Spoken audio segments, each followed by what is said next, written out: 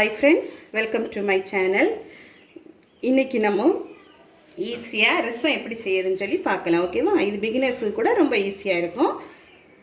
ஒரு 7 to 8 மினிட்ஸ்க்குள்ளாடி இந்த ரசம் சூப்பரா செய்து முடிச்சிடலாம்.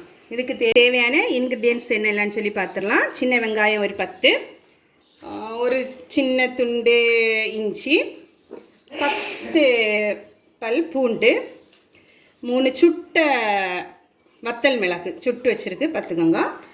அப்புறம் ஒரு ஸ்பூன் பெப்பர், 1.5 ஸ்பூன் ஜீரகம், காயம் ஒரு 1/2 ஸ்பூன், மஞ்சள் 1/2 ஸ்பூன், கொத்தமல்லி தழை, தேவையான அளவு உப்பு, கருவேப்பிலை தாளிக்கிறதுக்கு. இது நல்ல பழுத்த தக்காளியை மசிச்சு வச்சுருக்கு. கைனால் தான் இது பண்ணணும், மிக்சியில் பண்ண வேண்டாம். இவ்வளவு புளி கரைச்சி வச்சுருக்கு. ஓகேவா? ஓகே ஃப்ரெண்ட்ஸ், இனி நம்ம ரசம் என்ன செய்யணும்னு பார்க்கலாம். எல்லாம் மிக்சியில் போட்டு நம்ம அரைச்சி வச்சிடலாம். இப்போ எல்லாம் மிக்சியில் வச்சு நம்ம அரைச்சிடலாம். ஓகேவா?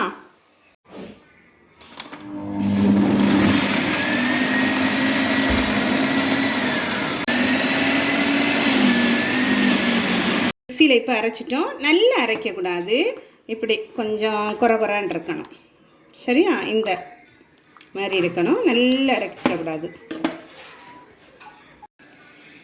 இப்போ நம்ம ரசம் செய்யக்கூடிய பாத்திரத்தை வச்சுட்டோம். இது கொஞ்சம் சூடாகட்டும். இப்போ பாத்திரம் நல்ல சூடாயாச்சு.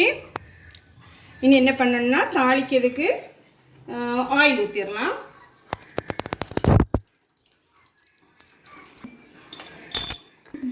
எண்ணெய் நல்ல சூடாயாச்சு. ஒரு ஸ்பூன் கடுகு போட்டுடலாம். நீ கடுகு போட்டுட்டு கொஞ்சம் சிம்மில் வச்சுருவோம். சிம்மில் வச்சுட்டு கடுகு கொஞ்சம் போட்டுட்டு வத்தல் மிளகு பிச்சு போட்டுடலாம்.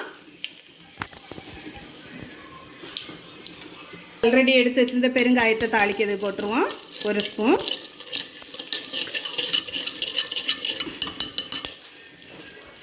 கருவேப்பிலை,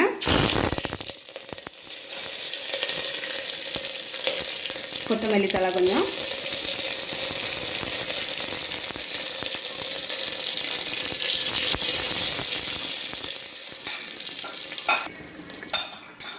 இனி நம்ம அரைச்சி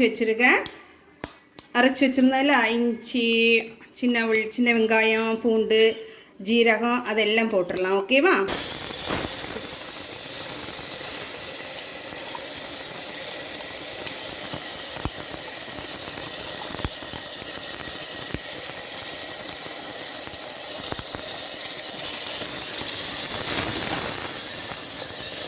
நல்லா அது வதங்கட்டு.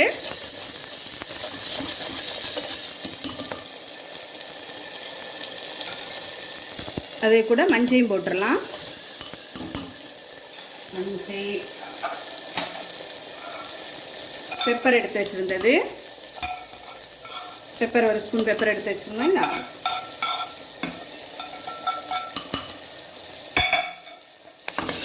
அது நல்லா வதங்கட்டு. நல்ல அந்த பச்சை ஸ்மெல் எல்லாம் போகும். அடி பிடிச்சிடாம கொஞ்சம் கவனமாக இருங்க.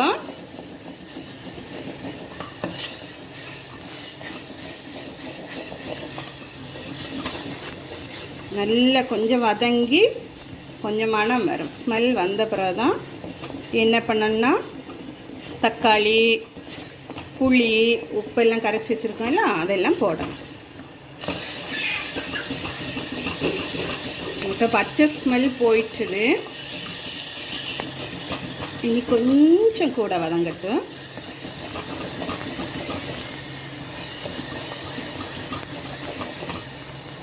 ரசம் வேறு பாத்திரத்தில் நம்ம ரசம் வைக்கிறதை விட இந்த மண் பாத்திரத்தில் வச்சோம்னா நல்ல டேஸ்ட்டாக, நல்ல மணமாக சூப்பராக இருக்கும். இப்போ நம்ம அந்த கரைச்சி வச்சுருந்தோம் இல்லை, அந்த புளி இதை இது பண்ணுவோம்.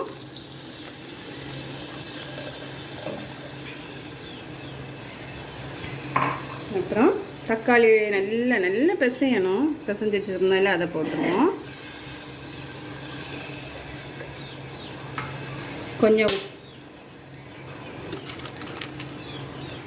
உப்பு உங்களுக்கு எவ்வளோ தேவையோ அவ்வளோ போட்டுக்கொடுங்க. டேஸ்ட் பார்த்துட்டு போடலாம். ஓகேவா? தேவையான அளவு உப்பு நல்லா கொஞ்சம் கூட நல்லா கரைச்சி கொடுக்கணும்.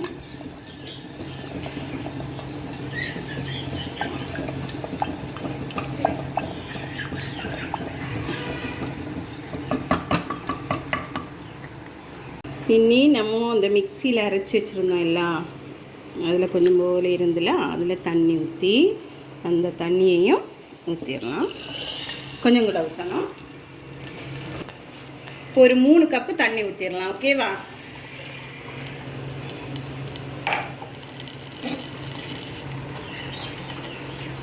ரசம் எப்பவுமே கொதிக்கக்கூடாது.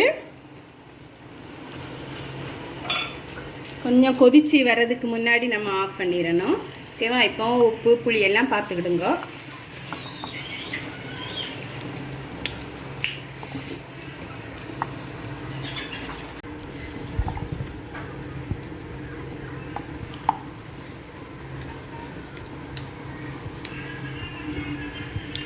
ரசம் கொதிக்கக்கூடாது.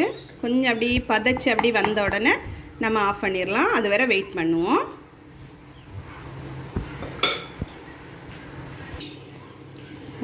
நாங்கள் வத்தல் மிளகு போட்டேன்.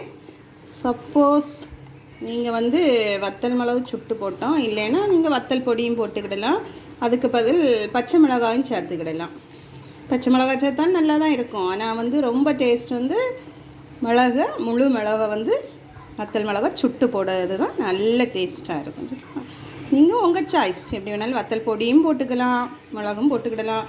எரிப்பு இது வந்து நல்ல கூடுதல் எரிப்பாட்டு இருக்காது, எரிப்பு குறைவாகவும் இருக்காது. எல்லோரும் சாப்பிடலாம். ஓகே, உங்களுக்கு கூடுதல் நல்ல எரிப்பு வேணும்னா ஒரு 2 மிளகாய் கூட சேர்த்துக்கிடலாம். கொஞ்சம் கூட பதச்சு அப்படி வரட்டு. கொஞ்சம் நல்லா கொதிக்கக்கூடாது, கொஞ்சம் இது பண்ணட்டு. இப்போ இதில் உப்பு எல்லாம் கரெக்டாக இருக்குது. ஓகே, இப்போ ஆஃப் பண்ணிடலாம் நம்ம. ஓகே,